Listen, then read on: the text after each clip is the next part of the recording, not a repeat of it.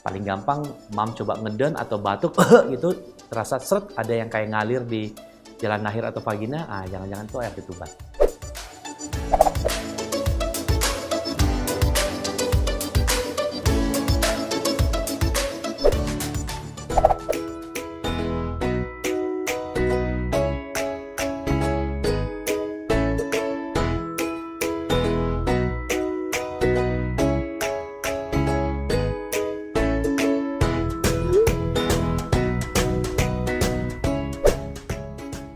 Hai Mams, kali ini saya akan menjawab pertanyaan-pertanyaan tentang pecah ketuban yang sudah masuk ke dalam IG teman Bumil.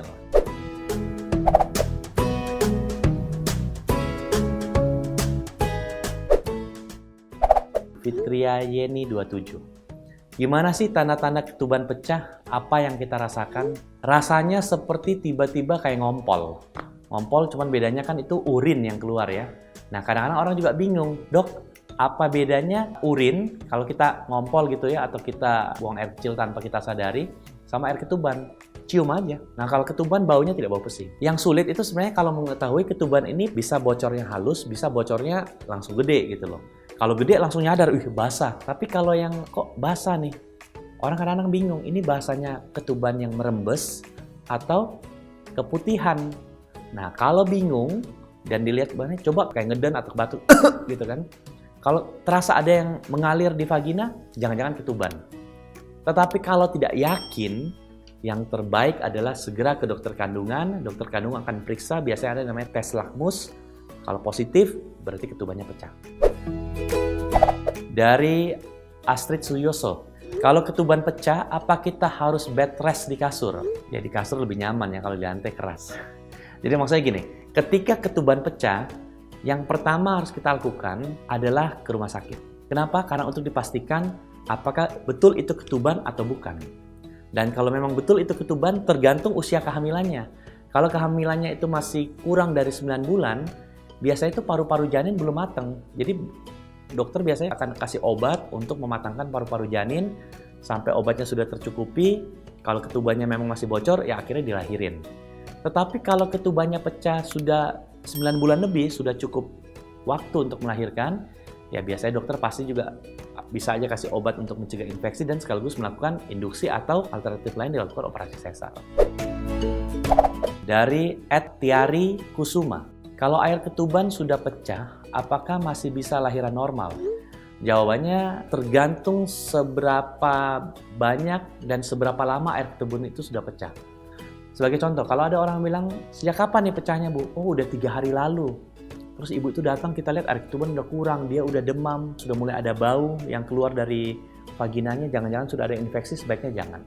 Sebaiknya itu cepat harus dilahirkan secara sesar. Tapi kalau ketuban pecahnya belum lama, dokter USG mungkin masih ada air ketuban di dalam, janin masih bagus, tidak ada tanda-tanda infeksi pada ibu dan janin, itu bisa kita lakukan induksi. Supaya bayinya cepat lahir, karena tidak mungkin melahirkan normal tanpa induksi. Kenapa? Karena kalau melahirkan normal kita nggak tahu kapan kontraksinya muncul, jadi biasanya pasti disertai dengan ada induksi persalinan.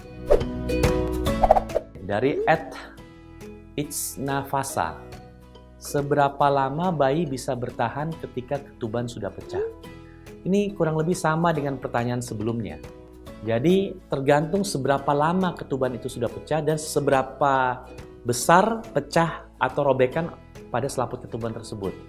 Kalau umpamanya dia kayak bocor halus lah, kalau kita bicara ban mobil, ban dalam kan ada istilah bocor halus. Itu mungkin agak sedikit bisa lebih lama. Tetapi prinsipnya, begitu Mams merasakan ada yang basah di vagina, lebih banyak daripada seperti biasanya, segera ke rumah sakit. Gak usah tunda-tunda. Jangan umpamanya bocornya malam pas mau buang air kecil kan, besok pagi baru ke dokter, jangan.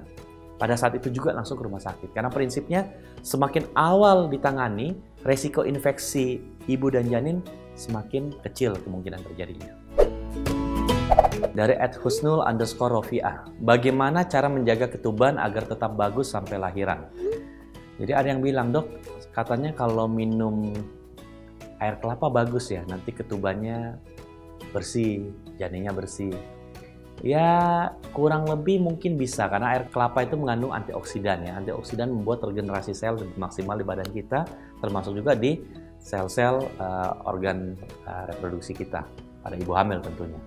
Tetapi yang paling gampang sebenarnya adalah makannya harus bagus dan minum air harus cukup.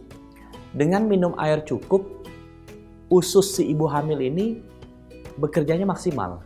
Sehingga penyerapan dari makanan yang dia makan, vitamin yang dia minum itu maksimal. Maksimal juga ke janin. Nah, janin ketika mendapat asupan makanan yang bagus, tubuhnya pun juga akan sehat. Salah satunya juga produksi urinnya, karena di dalam air ketuban itu jangan salah, di situ juga ada produksi urin daripada janin. Jadi kalau air ketuban agak kurang, kita harus waspada nih, ada masalah apa? Apakah memang kurang dari faktor rahimnya atau dari ada masalah dari si janinnya. Tapi itulah intinya yang paling gampang, bagaimana caranya, sederhana sebenarnya, istirahat cukup, makannya yang bergizi, dan minum air tidak boleh kurang. Terima kasih Mams yang udah ngirim pertanyaan ke IG Teman Bumil. Semoga jawaban-jawaban dari saya bermanfaat, dan kalau memang bermanfaat jangan lupa like, comment, and subscribe.